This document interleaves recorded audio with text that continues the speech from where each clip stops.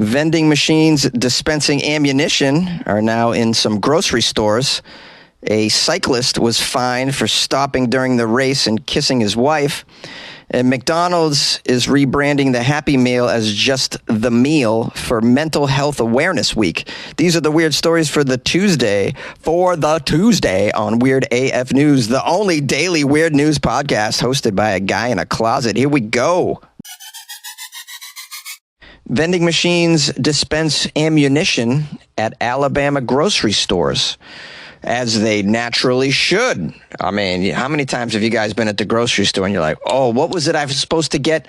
Oatmeal, a papaya, and some ammunition. Oh, thankfully the ammunition's right next to the papaya, making my life easy.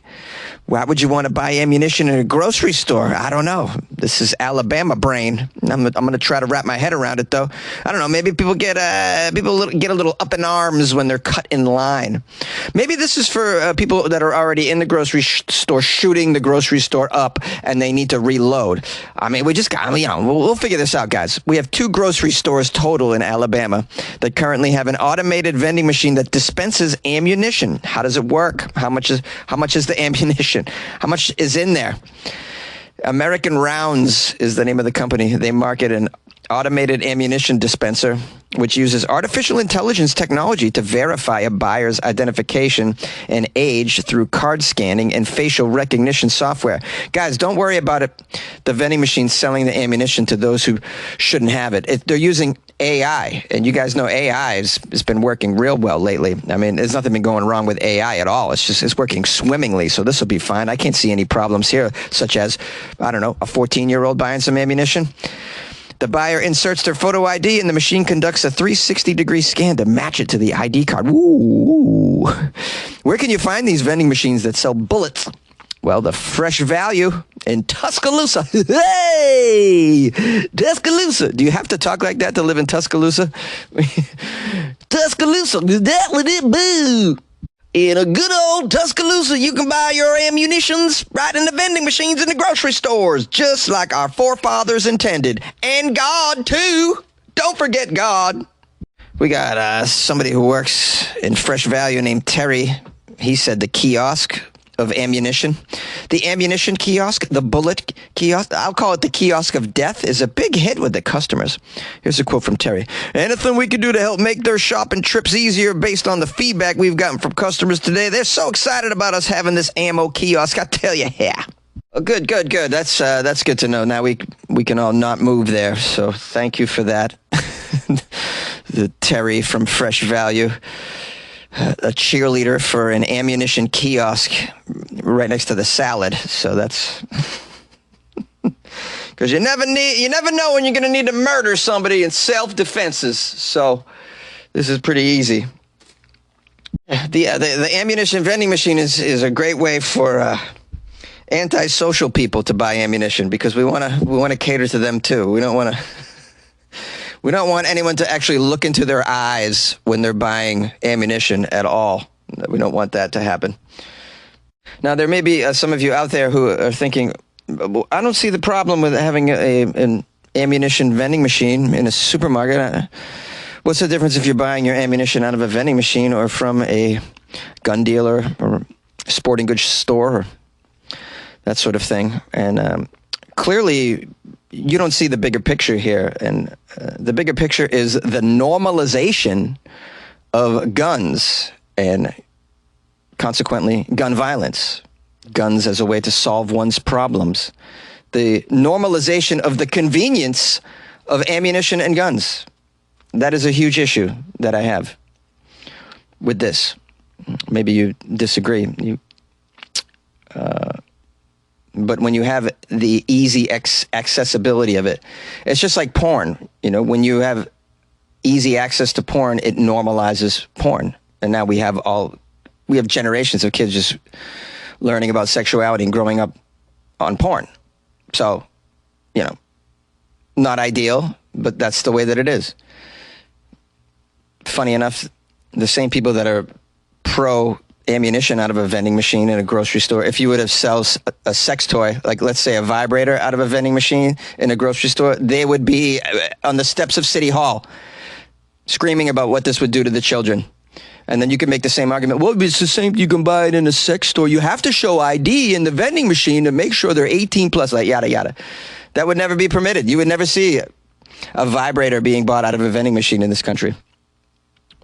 Anyways, call the show. I'm sure you want to talk about this one with me. 646-450-2012. Pew, pew! America.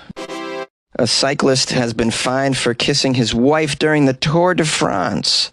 French cyclist Julien Bernard has given an apology after he was fined for kissing his wife during a Tour de France time trial. Yeah, there's no kissing girls during the Tour de France, Julien. What do you think this is? You can't kiss girls, only boys. And only boys that are also wearing tiny biker shorts. It's raining men, hallelujah, it's a raining man. It's called Brokeback Mountain. Any other crazy ideas, Jonesy? I don't know. Let's keep reading. All right, it says Julien Bernard was made to pay 200 Swiss francs. Can you guess how much bucks 200 Swiss francs is? It's almost 200 bucks. It's 223 bucks.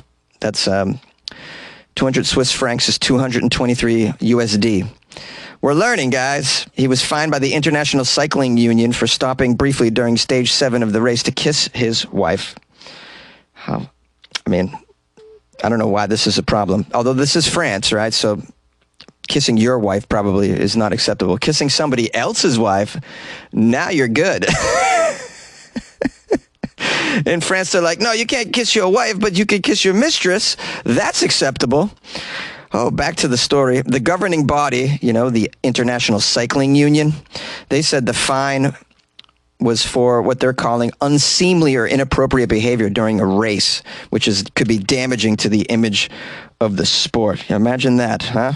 The cycling union thinks that kissing a loved one is going to ruin the sport, but not all those decades of doping. No, not at all. That was... We'll just sweep that under the rug. All the steroids going on. Writing on social media, this guy, Julien, the rider, apologized. This guy shouldn't have to apologize, man. Julien, you should not have to apologize for kissing your wife during the race. Yeah, that's your choice. I assume it jeopardizes one's time when you stop and kiss your wife. Julien apologized to the ICU for having damaged the image of the sport, but said he was willing to pay the fine every day and relive this moment. So he says, basically, he's like, I'd do it again. I kissed my wife during the race. Yeah, come on, man. Your loved ones are supporting you there on the sidelines. Hey, how about a hug for your kids? Stage 7 of the Tour de France is a short course of 23.3 kilometers, which is 14.5 miles if you're keeping track at home, and is one of 2 time trials in the race where cyclists race against the clock for the best time. The climb takes place in the famous wine region of Burgundy. Oh man, I want to go here. I don't even ride bikes. This would be great. I wouldn't be stopping to kiss anybody's wife. I'd be stopping to sip that Burgundy. Oh man, what a distraction that's got to be, riding through this wine region. And then you got women on the sidelines and wine. It says, as this guy Julien reached the top of a climb, friends ran towards him holding signs, and his wife stepped forward, at which point she gave him a quick kiss, holding their son, who was dressed in a replica cycling kit. So it sounds like he was just bombarded by his loved ones at the top of the climb, and whatever, kissed his wife. What is the big deal? Now, the cyclist Julien, in an interview following that particular stage, said the encounter with his loved ones and his wife had been a unique moment in his career, and he had pushed hard earlier in the stage so that he would have enough time to have this moment with them later on. That's really incredible, man. It just tells you, sometimes sports just ain't that serious, man. And certainly cycling. This isn't the Super Bowl, bro. Sorry to say. It's cycling. Does anybody even watch this crap anymore? I don't think I've ever watched the Tour de France. I'd watch highlights when there's like a crash or something, because that's fun to watch. But I never watched the Tour de France. Who cares? It's like the Olympics, man. These things are going out the way of the dinosaur. No one watches this stuff. This moment, though, kind of reminds me of, there was a moment when Manny Ramirez was playing for the Red Sox. I don't know if you guys are familiar with Manny Ramirez, but he's one of the greatest right-handed power hitters of the 90s, to mid 2000s. Just unbelievable hitter. All he can do is hit. He only has a brain for hitting. His brain can't do anything else. He's a total clown. The guy makes the biggest mental, what would you call them? Mental mistakes out on the field. He's just known for that. We always used to say, oh, that's just Manny being Manny.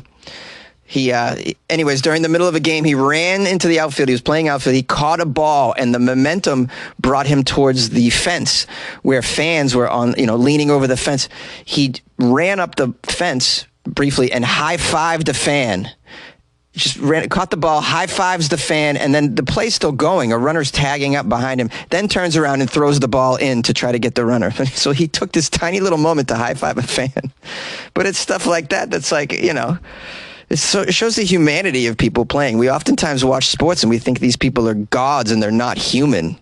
That they're supposed to be some sort of just pure physical specimens like robots or something. No, these are human beings with loved ones, with hearts, with humanity, true humanity, people that live in the moment. They enjoy the moment. We're living in the moment with them, but they're also having that moment with us as fans. McDonald's rebrands the Happy Meal as simply the meal for Mental Health Awareness Week. Let's try and unpack this convoluted story here. They're taking out the word happy from the Happy Meal for Mental Health Awareness Week. Why? So that they don't shame sad people? We don't want to shame the sad people. So, because if they hear the word happy, they may feel badly about that. We were going to call it the Don't Slit Your Wrist meal, but we couldn't get that approved from corporate. They said people wouldn't buy that. Okay, let's just dive back into the idiocracy that is the state of affairs in the United States, in corporate America specifically. McDonald's is rebranding its infamous Happy Meal as just, first of all, infamous, isn't that? Infamous kind of has a scary connotation. I think people are using that word incorrectly. It's famous Happy Meal, not infamous Happy Meal. They're rebranding the famous Happy Meal as just the meal for Mental Health Awareness Week. This is in the United Kingdom. The United Kingdom only? I'm surprised this isn't happening in the U.S. Get out of here. This is not happening in the U.S.? Wow, look at the U.K. They're getting more woke than we are. Nice job, guys. They've removed the smile from the box, too. We don't want to trigger the sad people, so we took off the smile from the box. Smile from the box. You took the smile from the box. Oh, that reminds me of that story when PETA fought to get the animals out of the cage from the animal cracker box. Remember, they're like, because the animals were shown in a cage on the animal cookie box, that was cruelty. Wow, man, so many people are just pouring so much money and energy into doing things that are not helpful at all, that no one's benefiting from this at all. You think people are out there, thanks, McDonald's. That name change totally cured my anxiety and depression. Now I can finally ditch my emotional support pelican. Take that, depression. Now, it says here that the fast food chain also shared a commercial on its UK YouTube page featuring children expressing their feelings and sharing how their emotions can be complicated and that they are not always happy. Wow. I want to live in a world, where like I'm always happy, so that the happy times are so rare that I need like an infomercial to explain it to me. That's a good life, right? We just want to let you know sometimes, once in a while, maybe, I don't know, every 4 months, you might feel just a little bit sad. That's how life is, Wendy and Johnny. I can't, where am I living? What year is this? What is happening? And I can't believe this is in the UK. I cannot believe. You really are disappointing me, UK. Because this seems like such an American McDonald's move. It really does. McDonald's says the goal of this campaign is to spread the message that it is totally fine to not feel happy all the time. It's totally fine, guys. It's totally fine. I would say Pfizer would have something to do with that, or some other chemical company, whoever's making antidepressants would have something to say about this. No, it's not okay to not feel happy all the time. You must take this pill so that you never feel sadness, ever. Instead of the yellow smile on the McDonald's Happy Meal box, the box contains stickers of different types of mouths. Like what? A frown? It's okay to have this mouth. There's a confused squiggle. So I guess they're saying it's okay to not know everything. A slanted line. I guess that just means like, wah, wah, you know. The bird pooped on your head. Wah, wah. These things happen. Birds poop on you. There's a slight frown. Do they got the full frown or just the slight frown? There's just a slight frown. McDonald's doesn't want to commit to the full frown. And then there's even the traditional smile along with some others. What is this? Can you imagine being a parent having to explain this crap to your kid? I mean, this is like stuff you would explain to an alien who had never been here before and didn't understand humans. One of the boys in the commercial says, maybe this is a sign that it's a bit like us and it doesn't always have to have a smile on it, referring to the box. The box is like us. It doesn't have to have a smile on it. All right. Good job, McDonald's. Good job. I can't wait to see what you're going to do for Diabetes Awareness Week. Just shut down? How about for Cardiac Awareness Month? You're going to hand out defibrillators with every Happy Meal? How about for Bipolar Awareness Month? There's a meal for you and also for you. I'm mocking this, but like, I mean, come on, man. Like, I love that people care about mental awareness and that they want to raise the awareness. But like, when your efforts are just so comical, you know, it just reeks of disingenuousness completely. You know, it's like companies like this just trying to capitalize on it. You know, it allows them to make another commercial. You know what I mean? It's like a new angle, guys. Any way that they can flip their product, like serve you the same crap, but like flip it and dress it up in a different way, they'll take advantage of that because it doesn't force them to make any huge changes, like actually making the product better. You know, they can just change some packaging. And so they're using Mental Awareness Week to do the same thing. So screw McDonald's, man. You think McDonald's gives a damn about your mental awareness? If they did, they wouldn't be serving you poison. Let's be real. All right, enough of that. I'll just say also ordering the meal doesn't really have the same ring as the Happy Meal. Telling mommy, I won my baseball game. Can we go out for the meal? Ordering it too. I'm here for the meal. All right. Well, that'll be the price. Oh, how about I pay with the payment method? Yes. The ketchup is over there. Yay! And I got the weird news, baby. Don't you know that I love weird? And I got the weird news, baby. Don't you know that I'll always be news? Hey, what's up, my friends? Thanks for spending an episode with me of Weird AF News. If you haven't subscribed yet, please consider doing so, but just realize you're getting a daily host that's out of his mind sometimes, a little bit, sometimes hungover, sometimes just not feeling funny. Always trapped in a closet, though. Keep it in the closet. Was that Michael Jackson song? Where he goes, keep it in the closet.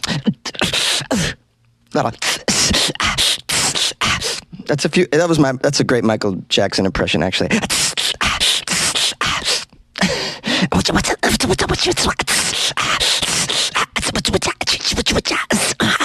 I should do a Weird AF News segment with a Michael Jackson impression.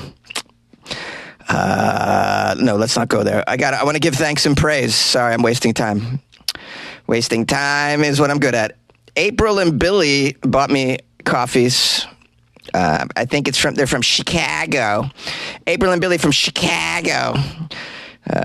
They wrote me a nice note to join the Patreon, Jonesy. So think of this as just a tip.